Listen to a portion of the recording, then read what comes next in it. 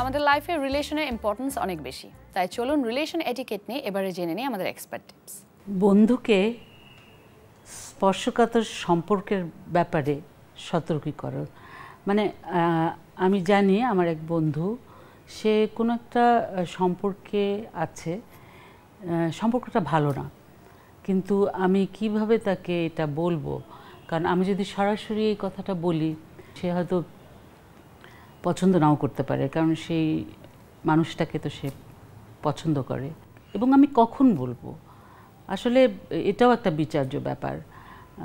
আমি যখন জানবো ফর শিওর যে আমার বন্ধু বা আমার বান্ধবী যার সাথে সম্পর্ক করছে তার হয়তো কিছু ব্যাপার আছে, যেমন তার একটা ড্রাগ প্রবলেম আছে, সে আসক্ত, ড্রাগে আসক্ত, আমি জানি কিন্তু হয়তো বান্ধবী জানে না, এরকম তো হতেই পারে।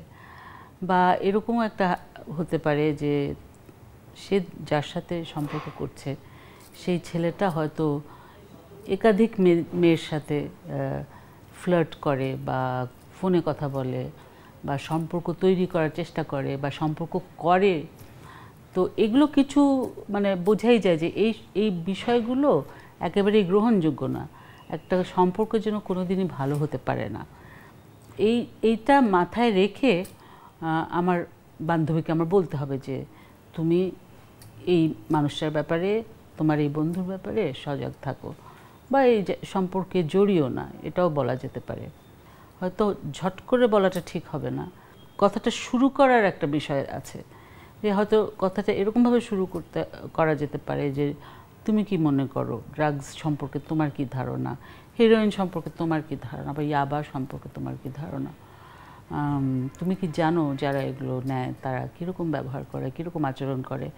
এমনি করে কথাটা শুরু করে তারপরে হয়তো তাকে বলা যে তুমি এখন হয়তো এটা পছন্দ করবে না, কিন্তু আমার তোমাকে বলতে হচ্ছে যে আমি জানি তোমার যার সাথে তুমি সম্পর্কে আছো সে আসলে ড্রাগসে আসক্ত।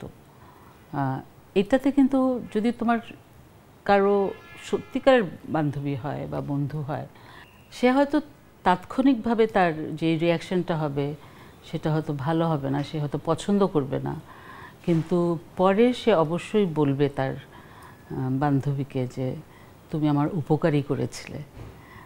আমার মনে হয় সত্যকে সত্য হিসেবে বলাটাই সবচেয়ে ভালো, আর সে যদি সত্যিকারের বন্ধু হয় তাহলে ওভাবেই তাকে বলতে হবে।